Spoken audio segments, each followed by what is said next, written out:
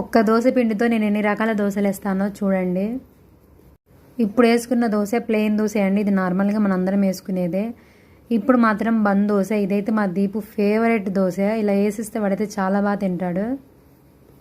ఇప్పుడు వేసే దోశ మాత్రం డాల్ దోశ అండి. ఇలా వేసి పెడితే కనుక పిల్లలు చాలా ఇష్టంగా తింటారు.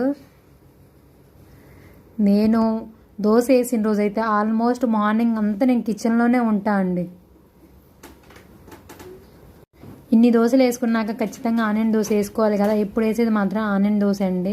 ఇలాగ దోశలాగా వేసుకున్నాక చిన్న చిన్న ముక్కలుగా కట్ చేసిన ఆనియన్స్ దీని మీద వేసుకొని మనం దాన్ని ప్రెస్ చేస్తే చక్కగా దోశలోకి వెళ్ళిపోయిద్దండి. తినేటప్పుడు కూడా టేస్ట్ బాగుంటుంది.